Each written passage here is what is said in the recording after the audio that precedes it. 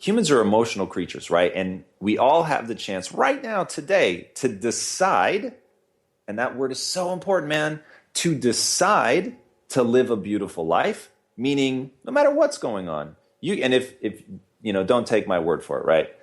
Viktor Frankl, a Holocaust survivor, this is all him, right? This is literally the message of his book, Man's Search for Meaning. He's like, when you decide to find something beautiful right now in the moment, and this is somebody saying it from the perspective of being in Auschwitz, right? Like when you could find purpose in what you're going through, when you can find purpose in your suffering and you know why you're doing this, then you really can have a fulfilling life regardless of the circumstances. So if we all have to make that choice, we have to decide, like, are we going to live a beautiful life? Are we going to do something incredible? Then all of a sudden, when you know what you're trying to accomplish, you have a very specific vision for what you're trying to make of this world and why it's beautiful to you and why it's worth all the fight. Now suddenly you become incredibly resourceful. And that purpose, having a sense of significance and meaning in your life, for whatever reason, we're hardwired to find real fulfillment in that. I'm Srini Rao, and this is the Unmistakable Creative Podcast, where you get a window into the stories and insights of the most innovative and creative minds who've started movements, built thriving businesses, written best-selling books, and created insanely interesting art. For more, check out our 500-episode archive at unmistakablecreative.com.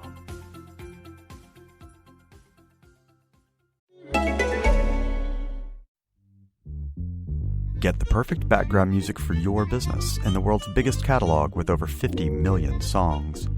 Soundtrack Your Brand lets you search by song or artist, just like you're used to. Play whatever you want and schedule it for whenever you want. It's fully licensed and legal for your business. Right now, you can try Soundtrack free for 30 days. Just go to www.soundtrackyourbrand.com and get started in minutes. It's background music that works. This year, I know what I'm giving thanks for. My new high score on Candy Crush Saga. Celebrate Thanksgiving with Candy Crush Saga with 3 new missions to celebrate the holiday. There are new in-game challenges lasting all week, and the more missions you complete, the greater the rewards, like color bombs and lollipop hammers. Play Candy Crush Saga now and celebrate your Thanksgiving with them. Download it from the App Store, Google Play, or Windows Store for free. Challenges start November 23rd until November 29th. Terms and conditions apply. So chances are you're listening to this on a pair of headphones, and maybe it's time for an upgrade to your listening experience, or you're just looking for a holiday gift for someone, and that's where Master and Dynamic comes in.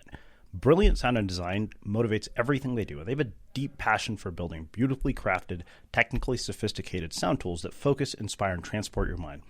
Luxe headphones and earphones that sound as good as they look. They combine premium design and materials like coated canvas, leather, and stainless steel with brilliant sound and a unique sonic range that mimics a live performance.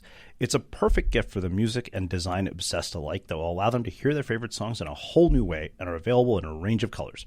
Whether you're looking for luxurious and comfortable over-ear headphones, portable and power-packed true wireless earphones, or an immersive wireless speaker, Master and Dynamic has what you need to upgrade your listening experience. Visit masterdynamic.com and use the code UNMISTAKABLE for 10% off your new pair of headphones. Capital One is using a modern service architecture, data streaming, and cloud technology to simplify shopping. So before you hit the buy button, Capital One Shopping is already searching for available coupons and automatically applying them at checkout, making shopping better by keeping more money in your wallet. Learn more about how Capital One is using cloud-native architecture to fuel the future at CapitalOne.com/cloud. Capital One, what's in your wallet? Savings and available coupons may vary. So I want to tell you about a new podcast called Future Positive, a podcast from the people at XPRIZE. This month, they're exploring artificial intelligence for good. Topics include how AI can help preserve indigenous languages, AI and self-driving cars, and how smart food systems will transform the way that we eat. They bring together big brains from all backgrounds to talk about the biggest challenges we face and the innovations that will have a positive impact on our futures. Expect insightful conversations with people that are changing the world from AI to climate change. If you love the guests in the Unmistakable Creative, I think you'll love the insanely interesting people on Future Positive. Listen and subscribe to XPRIZE Future Positive podcast today, wherever you get your pods. Tom, welcome to the Unmistakable Creative. Thanks so much for taking the time to join us. Thank you, man. Thanks for having me on. I appreciate it. Yeah, my pleasure. So I actually came across your story by way of Ryan Holiday's crew, who have been a consistent referral source for amazing guests. And as I was just saying before we hit record here, I not knowingly was eating your protein bars every single day when I went to the gym, which are delicious, by the way. So Thank you. I really am thrilled to have you here. So I want to start with a question that is a bit different than what we've started with before. You know, we've been changing up the show a bit, and my business partner and I are coming up with questions that we thought would be interesting. So I want to start by asking you when you first realized in your life that you were destined to be a leader. Wow. Okay. So first of all, I'm going to give you mad props for mixing it up, for pushing to find different questions, because my big frustration with podcasts is that it's the same questions, right? And so then you struggle to give different answers. So it's like if anybody's out there listening to all of these, which obviously you all hope they are, it's just going to be the same thing. So that's rad. So when did I realize in my childhood that I was meant to be a leader? I don't know that I did. So for me, I was really ambitious and I wanted these big, crazy things in my life. And as a child of the 80s, for better or almost certainly worse, when I was young, I just really had a vision of wealth, right? I wanted to get rich. And I, had all the trappings of what that meant in my head, the big houses, the fancy vacations, all that stuff. And so I was really pursuing that and did pursue that and film, which was this pure, beautiful, creative outlet for me. And what made film fascinating was I could see a path to creating real wealth, doing something that I really loved. So there was, it became odd that the big struggle I ended up having early in my career as a true entrepreneur was that I stopped making the demand that I generate wealth in service of something that I love and really just began chasing the money. And what a catastrophic mistake that was. And if I had understood the things that I understand now about how to control your own destiny, to learn to grow, how to get other people to do the things that you want them to do, I don't know that I ever would have left film, which is pretty interesting. But I felt so helpless, and becoming a true entrepreneur was the thing that really allowed me to grow, to help myself. And in that process, really realized that I needed to become a leader and began to understand what a leader really is and how I could provide effective leadership to coordinate a large group of people move forward. But I'm not a born entrepreneur, man. I wasn't that kid that was just like, yeah, I'm destined to be a leader. It's interesting. You said that the pursuit of solely, pursuing wealth really was catastrophic. Two questions come from that. Do you think that you could only understand the lessons that would come from something like that by going through it, only by experiencing it? Because I feel like often that seems to be the case with almost every single person I interview. And of course, I'd like to do a deep dive into why it was so catastrophic, like what actually made you realize it and what was the real wake-up call moment? Sure. So the first part of that is I think humans can get about 80% of any experience by talking to somebody. Just we can so relate to each other, especially if that person has any sort of similar background to you, so that you have at least a vaguely familiar frame of reference. So I think you can get a lot from that. And that's why reading is so powerful. Even though you've never directly experienced what the author has experienced, you can learn from all the things that they've gone through. So I'm very thankful that that's true, that humans can gain so much knowledge from other people without direct experience. But there's 20% that's the nuance. And sometimes that nuance is so powerful and has such interesting emotional connotations that it really ends up manifesting pretty profoundly differently, whether it's something that you learned in the abstract from somebody else versus something that you go through yourself. So I don't discount either. I try to learn as much from other people as humanly possible, because you're shortcutting it, right? There's a great quote. Oh, it's either by Aristotle or Socrates, one of our old school wisdom hander-downers that said, read, because you can learn easily what others learned so difficultly. So that's really powerful. And that's always stuck with me. There's so much wisdom in books that is the result of somebody just going through oftentimes something incredibly difficult that we're all grateful that we don't have to go through. And yet they're sharing that knowledge.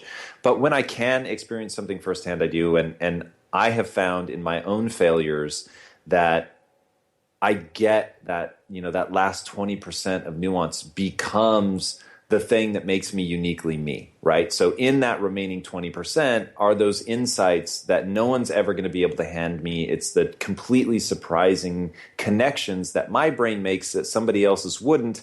So in that 20% is some pretty glorious stuff, which is why, I don't lament failure. I don't lament hard times. I really just try to learn as much as I can. And, like you, I do a podcast as well, and sharing those things that you've learned, perhaps in a difficult way, and certainly sharing those unique connections that you have made from your own tangible experience. There's joy in that. And I think all of us enjoy being able to offer that to other people.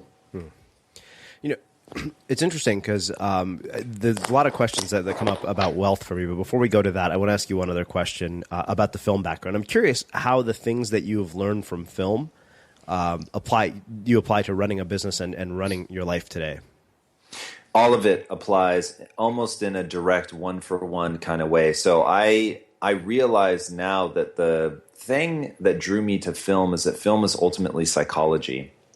And the reason I was so fascinated by movies is not only did they take me on an emotional journey, which I am forever grateful to storytellers for taking you on that, where it's as close to really experiencing, that thing, whether it's love or war, but at a safe distance, right? So that there's that buffer of, oh, actually, I'm really just here in the movie theater or I'm at my house.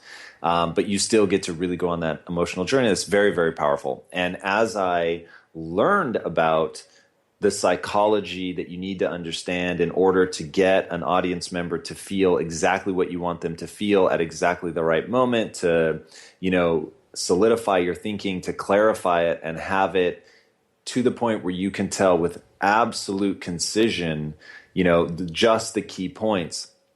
That's really powerful. And when you look at even a novel compared to a screenplay is economy of language. It is about getting to the point as concisely and rapidly as possible, and yet having as much emotional impact. So when you're building a business, man, you have to be concise. You have to know exactly what you're trying to say. You have to know what is the, in a movie, it's what are the themes that I want to touch on.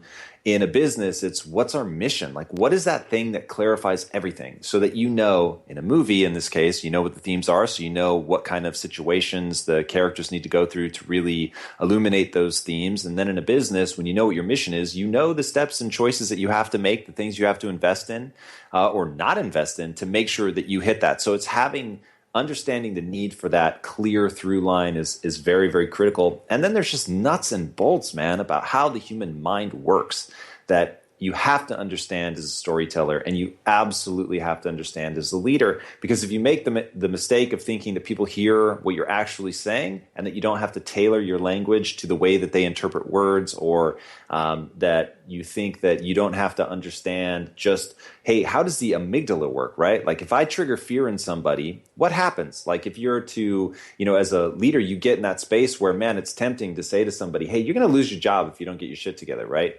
But the truth is now you've put them in fight, flight, or freeze. And that's probably a really terrible place to put somebody in. So how do you get somebody, and let me walk you through why it's terrible, because this is actually one of the things that made filmmaking so fascinating to me. And being an entrepreneur is a continued study in psychology, is once you really start researching the brain and you understand, okay, I've just triggered their fear center. What does that actually do? Well, it starts to pull blood, literally blood supply, from the prefrontal cortex, which is your higher level cognition, your decision making, your high rational thought.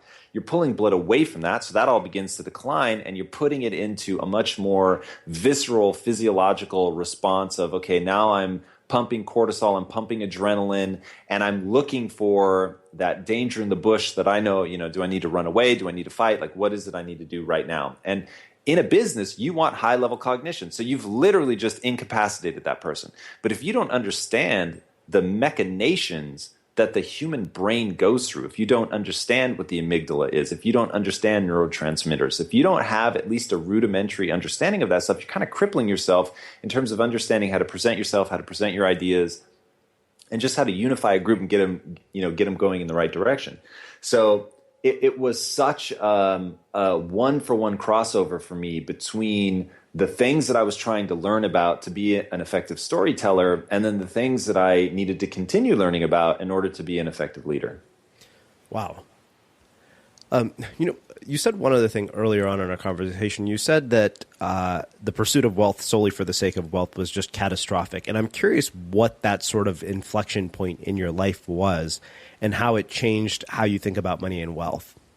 All right. So first, we have to lay the ground rules, or at least agree on some core principles. So core principle number one, money is awesome. Okay, now we've all had, and really though, and I think there's like a weird backlash where people try to convince themselves and other people that money isn't awesome. Yeah. And I just had a guest on Inside Quest. He's called the Billionaire PA, and he was homeless for a period of time and has really struggled profoundly in his life from a financial standpoint. He says, look, I know money isn't everything, but being broke isn't everything either. And it is so true. Like the flip side of that coin is, in one position, you don't worry about money. You still have to worry about everything else, but you don't have to worry about money. And then on the other side of that coin, you have to worry about everything else and money. So money is powerful. Like, it can make amazing things happen. Money, in my mind, is the great facilitator. So let's say you're Bill Gates. Mm-hmm. What can't you do? The answer is virtually nothing, right? So Elon Musk is going to Mars, right? Like, you want to talk about really pushing the boundaries. He's going to go to Mars, and he's going to do it because he has access to the resources. And if the company had folded and wasn't generating revenue, he would not be able to pull that off. Bill Gates is going to end malaria, and he's going to do it because he has access to the resources. He can literally afford to be wrong a lot. And he can just keep learning and learning and learning and learning and learning until finally, we got it, and now we know what to do. But he's got the resources to pull that off. Now, what people are responding negatively, and this is where I found myself, when the money isn't meant to facilitate anything, there isn't some greater dream, some greater purpose, some sense of like, I want to contribute to human society. When there's none of that, and it's literally commas in your bank account, you just don't have the energy. You don't have the enthusiasm, the passion to keep fighting. I don't know anybody, and I'm going to say even Warren Buffett, right? Even Warren Buffett, and he uses money, as far as I can tell, as like a scorecard. But even for him, it's not about that. It's about like, how efficient can I become in building these companies and making these bets and understanding, how the business works. At the end of the day, the money's just a test of a skill set that he finds fascinating, that he has a lot of passion for, and quite frankly, wants to build value for shareholders. So he's thinking about all of that, and the money is just an echo out of the skills that he's trying to build and what he's trying to do for the shareholders of his company. So when you really scratch under the surface of Warren Buffett, there's something really kind of beautiful and interesting going on. Now, many, many, many people, and I very much put myself in this camp. I spent about 6.5 years there. It took me another 2 years to really extract myself. So I always round it to sort of 8.5 years of living purely for money. Meaning there was nothing beyond it that I was like, okay, this money is going to be in service of that, right? Mm-hmm. So I was entirely focused on, I'm going to generate wealth for myself and my family, and then sort of I'll figure it out after that. And the reason that became so catastrophic is humans are emotional creatures, right? And we all have the chance right now, today, to decide, and that word is so important, man, to decide to live a beautiful life, meaning no matter what's going on. If don't take my word for it, right? Viktor Frankl, a Holocaust survivor, this is all him, right? This is literally the message of his book, Man's Search for Meaning. He's like, when you decide to find something beautiful right now in the moment, and this is somebody saying it from the perspective of being in Auschwitz, right? Like, when you could find purpose in what you're going through, when you can find purpose in your suffering and you know why you're doing this, then you really can have a fulfilling life regardless of the circumstances. So if we all have to make that choice, we have to decide, like, are we going to live a beautiful life? Are we going to do something incredible? Then all of a sudden, when you know what you're trying to accomplish, you have a very specific vision for what you're trying to make of this world and why it's beautiful to you and why it's worth all the fight. Now suddenly you become incredibly resourceful, and that purpose, having a sense of significance and meaning in your life, for whatever reason, we're hardwired to find real fulfillment in that. So not momentary happiness, nothing transient, real fulfillment, right? When you have that, then you can fight, right? You'll do the things that a business is going to require of you to see it across the finish line because you're fighting for something more than commas. But when all you have are the commas, all of a sudden, man, you fatigue, you get tired, you start asking yourself, what the fuck am I doing? Like, what is this really about? Because the one promise I will make any young entrepreneur, any old entrepreneur, it doesn't matter. There's going to come a time where you're going to be getting your ass handed to you. And at that moment, it's a gut check. And if all you're fighting for is money, you will fail that gut check because it may never come, right? The money may never come. And that little thing always sits in the back of your head. Money may never come. And since the money may never come, and I'm not having any fun, like, what am I doing? And you'll come to what I think is the only natural, rational conclusion, which is, even if I'm going to continue to pursue wealth, I'm only going to do it by something that I believe in. So, hey, if I set a goal for myself, I'm going to be a billionaire one day. All right, well, then I'm going to do it in service of helping other people in XYZ way. And this happens to be a very large problem. And so it could be a very large business. But at the end of the day, what I'm going to show up every day thinking about is helping that person or those people. I'm not going to think about getting $1 billion. And that changes everything. So my partners and I had been building a company and it just, it was about profit. What makes more profit? Not what feels better, not what makes us feel engaged and alive, just what makes more profit. And so you find yourself fatigued and losing your gut checks. This year, I know what I'm giving thanks for. My new high score on Candy Crush Saga. Celebrate Thanksgiving with Candy Crush Saga with 3 new missions to celebrate the holiday. There are new in-game challenges lasting all week, and the more missions you complete, the greater the rewards, like color bombs and lollipop hammers. Play Candy Crush Saga now and celebrate your Thanksgiving with them. Download it from the App Store, Google Play, or Windows Store for free. Challenges start November 23rd until November 29th. Terms and conditions apply.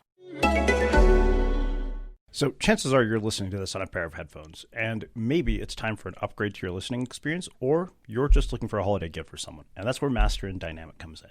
Brilliant sound and design motivates everything they do. They have a deep passion for building beautifully crafted, technically sophisticated sound tools that focus, inspire, and transport your mind.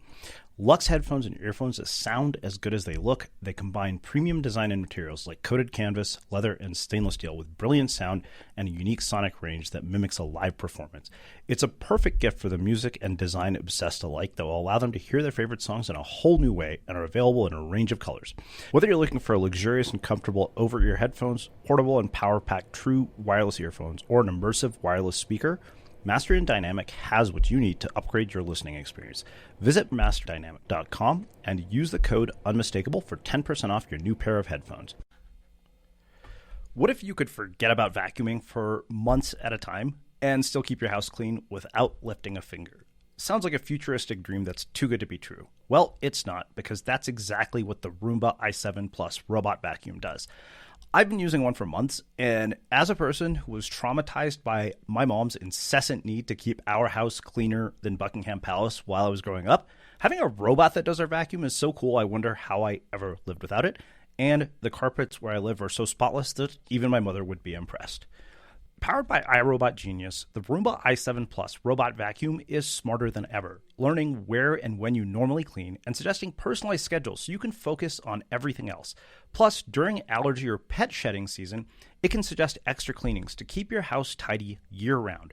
The Roomba i7 Plus robot vacuum can clean specific messes for right when they happen, so if you're racing out the door and notice crumbs under the kitchen table, you can use the iRobot Home app or Google or Alexa voice assistant to tell your robot to immediately clean that spot and consider it done.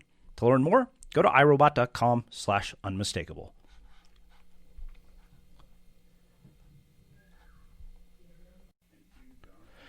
Let's pretend for a moment that you're about to launch a campaign. It tested well, your entire team is happy, everything is going according to plan, except for that one thought in the back of your head. How do I ensure the people I want to target will be in the mindset to receive my message? The answer? LinkedIn. Because when you market on LinkedIn, your message reaches people ready to do business. And that means your advertising campaign will work as hard as it can as soon as you launch it. Over 62 million decision makers are on LinkedIn, and they're thinking about their business. It's one of the many reasons more than 78% of B2B marketers rate LinkedIn as the most effective social media platform at helping their organization achieve specific objectives. For me, LinkedIn has been an opportunity to discover new books I want to read, connect with potential podcast guests, and even find potential opportunities for speaking engagements. LinkedIn can help you reach your short and long-term business goals. They offer tools for brand building and lead generation. Not only can you target and reach a professional audience down to their job title, company name, and location, but you can engage people you already know based on who's visited your site or who you've contacted in the past. You can even customize your campaign based on the action you want your customers to take and objectives you want to achieve. Doing business on LinkedIn, the world's largest professional network, can help you reach your marketing goals. Do business where business is done. Get a $100 advertising credit toward your first LinkedIn campaign. Visit linkedin.com/creative. Again, that's linkedin.com/creative. Terms and conditions apply. Wow. I really appreciate the perspective, mainly because I really agree with it. I've noticed that if I'm not really excited about something that we're producing or a project, if it's not something that lights my eyes up, it doesn't matter how much profit there's involved in it, because it'll never be what it's capable of being in my mind. I totally agree. So that being said, you use words like purpose and vision and meaning, and two questions come from that. One, do you think that everybody has this sort of sense of greater purpose or destiny in their lives and their work? And if so, how do they find it? And how did you discover that Quest was what yours was? I don't think everybody has it, not by a long shot. I think everybody can get it. I think it's cultivated. I don't think it's handed down. It's not a lightning bolt from the sky. It's a process of really developing purpose in your life. I think that you could select from an almost infinite number of things to really care about in your life. None of them are right. None of them are wrong. I think it's just a spectrum of which ones cross over into excitement and things like that. Like, I'll give you an example in my own life. I absolutely love video games. And if I could find a way to tap into my deepest passions about transforming humans and attach it to video games, I would, for sure, in a heartbeat. Like, it would be amazing. And given an infinite number of lives, one of them would be spent making video games. So, but the reason I didn't do that is I love it. I enjoy it. I have a deep passion for it. But it doesn't give me the same sense of fulfillment that what I'm doing now does, because, and this is just how I'm wired. So looking at the spectrum of things that my partners and I could have gotten into after our technology company. So the technology company was the one that became soul crushing. It was all about money. That was it. We didn't care about the product. We just cared about profitability. And then at the end of that, we all agree, this is not fun. This doesn't make us feel alive. Like you said, there was no spark in our eye. And we asked a very simple question. What would we do and love doing every day, even if we were failing? And that became a really important question, right? Like, what would you love doing even if you were failing? And the answer for us, for three very different reasons, and I think that that's important for people to hear. For three very different reasons, we all wanted to do health and nutrition. Now, for me, I grew up in a morbidly obese family. So for me, it was about saving my family. It was, Mother Teresa has an amazing quote, no one will act for the many, but they'll act for the one, right? When you can picture that person, you know them, you feel connected to them, like you'd really go to the ends of the earth for that person. So I'm thinking about my family. I'm thinking about people I love. And I'm thinking, hey, if I'm going to fail at something, wouldn't I like to at least really give this a shot and do something amazing for them? And then in my own life, I had struggled. So I'm about 170 pounds now. I used to be 230. So it was nutrition that really helped me lose that weight. And now, eating for me is just, it's so easy to do. Like, I know what to eat, what not to eat. And being as how this is what we do for a living, we've made all the foods that, or are making, I should say, all the foods that I want to eat. So that's why I ended up here, was I am a transformation junkie, right? So in looking at the kinds of films I wanted to make, they were all films of transformation. They were, the classic hero's journey, the reluctant hero who finds himself, becomes something, becomes heroic, has to, make some big sacrifice and returns to the tribe as the conquering hero. That to me is like, that's the juice, right? All of us, I think, want that kind of ascendance in our own life, where it doesn't matter where you start, it only matters where you want to go and the price you're willing to pay to get there. And so getting into food, seeing that the world was struggling so profoundly, and I think that, the problems that we're seeing from a health perspective globally is one of the 5 biggest problems that we face as humanity. So it was a grand challenge. It was massive, and it was something that was very real and intimate and personal to me. And I just felt like I could now live a life of transformation. I could live a life where my wealth would either come or not come from my ability to actually help people live a better life. Like that to me, like I can't think of anything better, right? So the more people I help, the better I do financially. Yep, count me in. So I want to ask you one other question about this period. You mentioned earlier that regardless of whatever entrepreneur you're talking to, there are going to be moments where you're getting your ass handed to you, those gut check moments. In building Quest, have you had gut check moments, and what were they? And what did you learn from them? Yeah, I mean, there's we've had plenty of struggles and having our ass handed to us. And in the early days, it was almost comical. I mean, we originally wanted to just be marketers. Like we thought we're going to create this formulation and then we'll market it. It'll be amazing. A contract manufacturer will make it for us, nice and simple. No real big capital outlay up front. I mean, it really just, if it had worked, it would have been magical. And we went to the contract manufacturers with the formula. They're like, wow, great formula, guys. We love the taste of these bars. A couple problems. one, it will rot in 3 days. And then 2, it won't produce on the equipment. So you're going to have to make some changes. Might we suggest you add some high fructose corn syrup to it? And we're like, yeah. So the exact reason we're getting into business is to strip sugar out of these products, but still make them taste like they, are a candy bar or a cookie or a pie or, whatever. So we realized, I can't believe this is actually true, but no one's going to produce this product for us. So we're going to have to produce it ourselves. So becoming a manufacturer is like a lesson in humility. Like if you don't know anything about it, you're just going to get slapped around from morning, noon, and night. I mean, it was, we had so much fun though, and that's important. Like even though we were just getting slapped around by our inability to produce, we were learning, man, and we were so excited to be that far in over our heads. And I think there's 2 kinds of people. Type 1, when they go in the ocean, they want to stay where they can touch. Awesome. Fully respect that. Type 2 is like, I'm not going to become a better swimmer unless I go where I can't touch. So we're very much in that latter camp. So the 3 of us, man, we wanted to be as far away from the shore as possible, and because we knew that's how we're going to get good at swimming. So, and we just went in over our heads and learned to swim and ended up getting good at it. But there were many a very stressful night. There was a lot of lost Fridays, a lot of lost Saturdays. We're talking about 2 a.m. on a Friday night when everybody else is at the club, and I've got bloody knuckles because I'm under trying to repair a piece of equipment that I have no idea how to repair, but I just know I'm not going to stop until we get it because I got to produce these bars. So, and that was the attitude that all of us had back then. I mean, that's the attitude we have now, but it expressed itself in manufacturing at that time because we couldn't afford employees that knew what they were doing.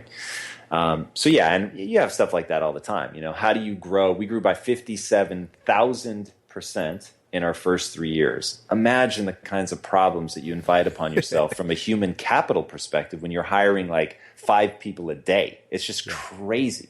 You don't have time to get to know them. You don't know if they're a good fit. Like even getting them to understand what the culture is. So it's like, okay, well now you've grown, but now you've got to come behind all that, start cleaning it up, really, solidify like what does it mean to work at Quest, right? What is that culture? And part of the reason that I started doing the podcast Inside Quest is because I wanted to really show people not only outside the company but inside the company, like what's the mindset that got us here? How can you use it in your life? How can we tap into amazing people that are going to have incredible insights that will allow us to go even further?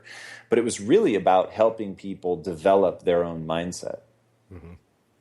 So, and yeah, that was born out of the difficulties we were having. You know, it's interesting. It just makes me think of something one of my mentors said. He said, you know, the problems don't go away. What changes is your capacity to handle them. He's like, you're not going to wake up one day and just be free of problems.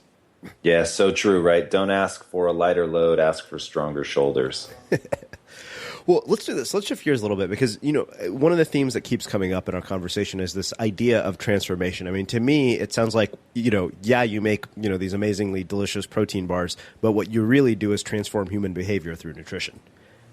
And I want to talk about the transformation of human behavior aspect of this because I think it's just fascinating. I'm curious, what have you guys learned in the process of building this company about how people transform behavior and then specifically how that applies to nutrition? Yeah, so when we started, actually a long time before we started, my partner and I had a conversation about what would it really take to get people, because so people that I know and love very, very much struggle emotionally with their weight. And it's this weird downward spiral, right? The more you look and feel bad, the more you need something that cheers you up. Food is amazingly good at cheering you up, and you can put people in an fMRI machine and scan their brain as they eat a bowl of ice cream. It actually does cheer them up. It is not a placebo, or even if it is placebo, it works. So you can see from a neurochemistry standpoint that it is actually giving them pleasure, it's secreting dopamine and all that. So we know that that's going on, and then, though, it makes them look and feel worse again, which makes them eat, which makes them look and feel worse, which makes them eat. So you get into this death spiral. So we're saying, okay, how do you reverse that? And we were like, well, we could kidnap them, take them out into international waters because I don't want to go to jail for this. I'll disguise myself because I'm doing it out of love. And if we gave that person boiled chicken breasts and steamed broccoli, they are going to get lean. Like, that's just a fact of biology. But obviously that's a terrible way to go about it because you haven't addressed the mind. Like, you haven't helped them see the beauty in themselves, the things that they're capable of, help them develop their mindset into something that's more empowering, right? So you really haven't done anything. So we said, or, and this was the only alternative, and we actually laughed, we could make food that they chose based on taste that happens to be good for them. But ha, ha, ha, we're never going to do that because it'd be way too much work. And so that's when we set 8.5 years in building this technology company, when we should have just said, man up and do it, which is, you know, ultimately what we end up doing 8.5 years later, because that really is the answer. Instead of trying to change the human behavior, except that you've got millions of years of evolution pushing us at our back to eat things that are sweet and tasty and delicious. And that's never going to stop. So we want to leverage that. So we just asked a fundamentally different question. If I know that's the behavior, then why doesn't a food company come along that says we're going to understand not just the science of taste, we're going to understand the science of metabolism, we're going to understand how each and every one of these ingredients impacts the human body, and now we're going to find a way to make things that are good for you taste good so that you want to eat them, that you crave them, and that the more you eat of them, the better off you are from a health perspective. And if we can pull that off, then we've really got something, because people are going to start, as they cheer themselves up with food, now they're going to be making themselves look and feel better, which will make them want to do it again. So now they're cheering themselves up in two ways. They feel like they're doing something good for themselves, which they are. And then because they are, they're looking and feeling better, which makes them feel better again. And so you get in a virtuous cycle. And we didn't know just how hard that was going to be when we started.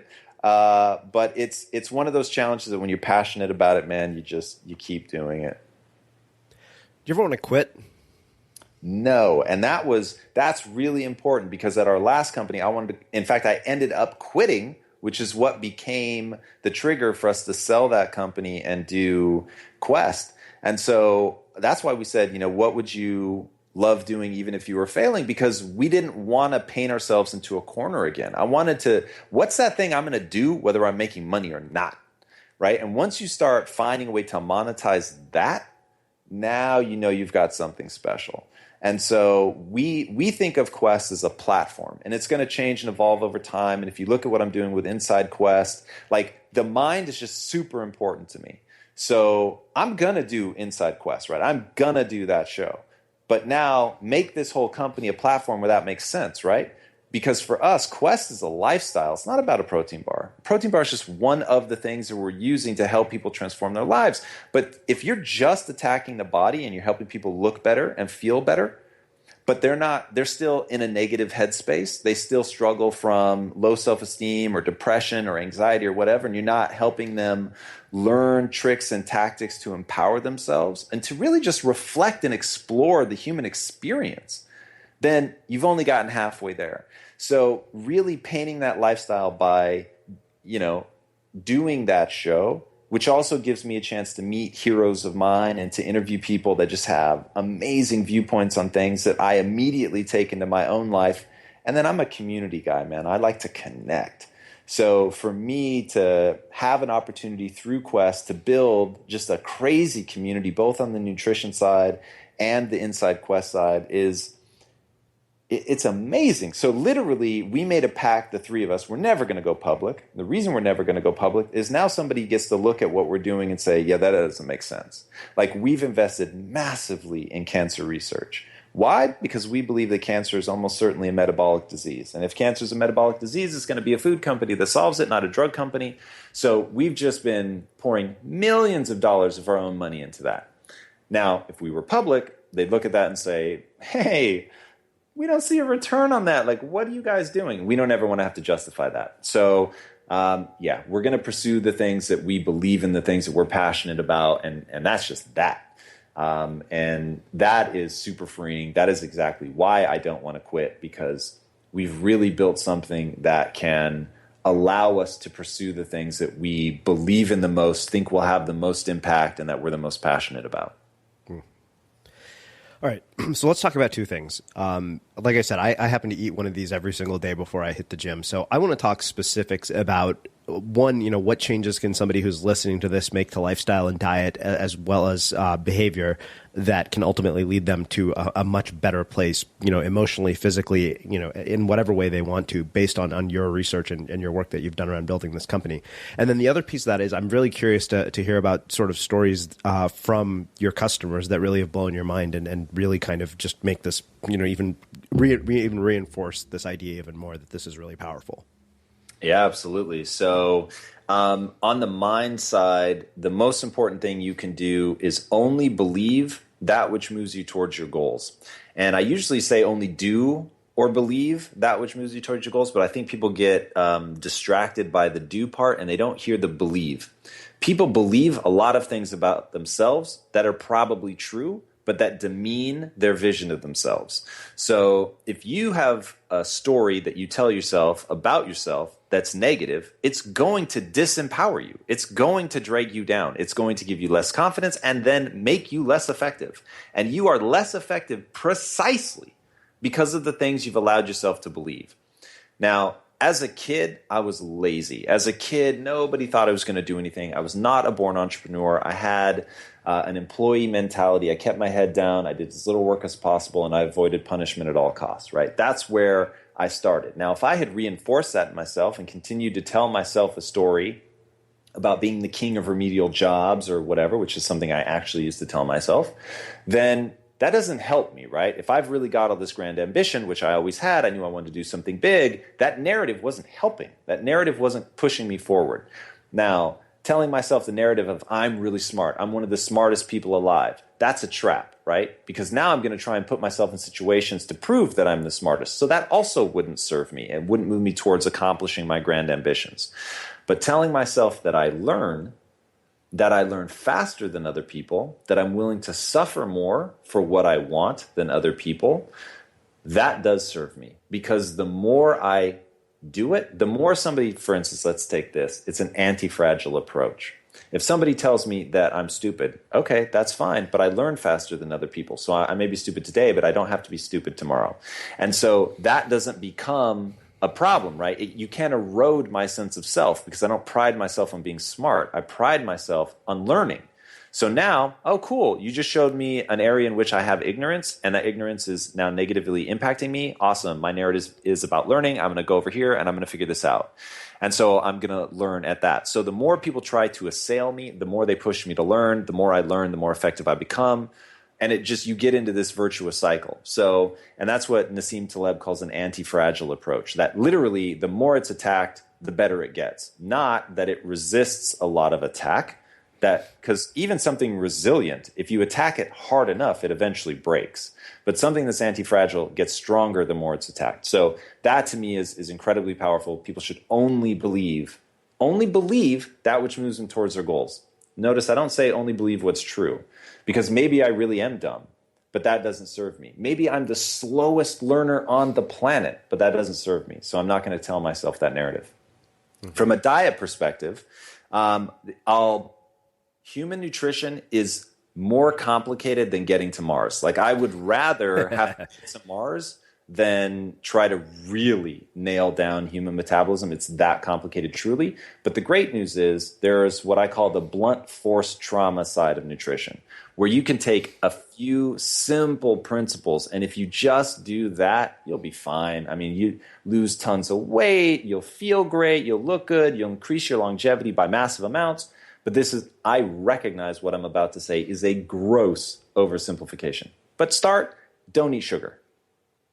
That will transform your life. No single thing that I could say other than that would have that kind of massive impact. It has impact on inflammation markers, has impact on blood sugar, has impact on obesity, diabetes. I mean, the list goes on and on and on. If you cut out sugar, man, you're way on your way. Step 2, limit your carbs dramatically. For me, I exist on essentially, I don't think anyone's ever going to get to zero, but I get to as close to zero as humanly possible. And the only carbohydrates I eat are like our bars and stuff have like a gram or two here or there, so they slip in, and that comes from the nuts, by the way. So even that's not sugar. But I'll take a little bit from our products, and then vegetables. And that's really it. So my carbs are probably sub 20 grams a day. It's probably even less than that, but I'll be nice and safe. So that in nutrition, you do those two things and you'll radically transform your life. Beyond that, there's a whole host of calculus, and it gets fun and exciting, but only certain people are going to enjoy that. Yeah, it's funny. Being Indian, reducing carbs is probably one of the most challenging things that I have to deal with on a daily basis, because Indian food is nothing but carbs. Yeah, and humans just want to eat carbs, man. Like, I don't care. Look, I'm not Italian. I'm not Indian. I want to eat carbs. Like, carbs taste good. So I get it. So the key is to find things that are just as pleasurable, but don't have the negative side effects. Yeah. So I'm really curious, just because I've heard talks about it on a few other podcasts about this whole idea of personalized medicine and sort of what our entire medical industry is going to be as it evolves, as we move towards the future. What have you guys found in your research are sort of the implications for how we're going to treat health issues in the future, and what are the issues around, like, what kinds of things have you learned about medicine and the medical profession based on the work that you guys do? So I think that there's a huge boon coming our way with all the sequencing and how quickly genetic sequencing and genomics is just developing as a science. I think that's really, really exciting. AI, deep learning, even if all they're doing is finding wonderfully specific correlations, which typically scientists rightly shy away from, because you really want to get down to causative. But I think that the pattern recognition that's happening in deep learning is really fascinating. It's going to become incredibly, incredibly useful. I will say, however, that humans share so much in common, so much more in common with each other, that looking for the individualized stuff, look, as you start getting into like tumors and being able to attack a tumor specifically and understanding exactly the makeup of that tumor and how you could, say use a virus to go and implant it, or use a train. They can actually train like T and K cells. It's crazy. And then have them go specifically attack that tumor. It gets interesting, but honestly, man, every cell in your body in your body is made up of what you eat. So if you just eat more carefully, it applies to everybody. So that's where I think the real advances are going to be, as people become more and more aware of the impact of what they eat. And then, quite frankly, that more and more food companies give people options that are devoid of the problematic stuff. And that's really where we want to be a vanguard is, look, we're not trying to patent anything. We're not trying to keep it a secret. Like, we want people to look at what we do and copy it, because we can't make food for every human being on the planet. It's not, I wish, that'd be amazing. Actually, that would be terrible. At the end of the day, that's a monopoly, right? Like, the whole point here is we want people to have choice. We just want other people to look at the realities of metabolism and say, we're not going to make that product. Even though it would sell like hotcakes, we're not going to make it because it ignores a fundamental and profound fact of biology. So, and yeah, we're trying to get as many people on board with that as possible. So I want to ask you a question about something that I read in your bio, and I almost never do any research on the people that I interview by design because I just like to follow my curiosity. But there's something that I read that I was so curious about, that you realized there was a moment when you generated more revenue in a single day than you had in your former company annually. And I'm curious what goes through your mind in a moment like that. In the beginning, it was a really big deal for me. So when we sold the company, we sold it to a guy that came in who had a very, very different worldview than certainly myself and my partners. But we really clashed over marketing. And he said, marketing is spreadsheets, it's metrics. And he thought I was crazy that I didn't spend all day looking at like metrics and all that stuff. And I said, dude, marketing is storytelling. It's about connection. And that was exactly why I wanted to do a new company, because we weren't doing any of that in our marketing at the last company. And I wanted to focus on connection, authenticity, storytelling. And so when we parted ways, he was basically saying, you're a fool. And I was saying, yeah, we'll see. And so to really show the world that authenticity, real connection, and all that like touchy-feely human stuff could build a big business, like that's awesome. And we live in this time where there are hundreds, maybe thousands of companies showing the world exactly that. That, dude, people want to know, like, who are the people behind this company? What do you stand for? What are you trying to do? And how can we be a part of that? Like, that to me is the death of the old way of doing business, where we make stuff and you take it. And, this new world of it's engagement, it's social, it's being a movement, right? And that to me it's so cool. It's such an exciting time to be an entrepreneur and to be a consumer. I could go on and on about that one. It was just beautiful to see that that's actually true. It's crazy. Well, this has been just phenomenal and packed with so many insights. So I have one last question, which is how we finish all our interviews at the Unmistakable Creative. What do you think it is that makes somebody or something unmistakable? I think that the human animal has one chance to be totally unique and unmistakable, and that is just assume for now that every cool idea that's ever going to be has already been thought. What hasn't been done is for those cool ideas to be connected in new and unique ways. And we all have a chance to do that. And I think people focus so much on fitting into a mold, or even that they set themselves a trap of aiming to be original. Like, don't worry about being original. Be you. And it is literally those quirks in your personality that are going to make you unmistakable. It's the weird things about you that are going to make you draw connections between things other people just haven't put together before. So that to me is exciting. And when I stopped trying to be somebody else and I started trying to be just me, as weird as I may be at times, things really changed and I began to really enjoy my life. And oddly enough, I began to get attention from other people because suddenly I didn't fit in anymore. And I wasn't trying to be weird. I was just trying to be me. Well, like I said, this has been just incredible and packed with so many valuable insights. And I really appreciate you taking the time to join us and share your story with our listeners at the Unmistakable Creative. It was really my pleasure, man. Keep doing what you're doing. It's super cool, and I'm honored to have been a part of it. Awesome. And for everybody listening, we will wrap the show with that. This year, I know what I'm giving thanks for. My new high score on Candy Crush Saga.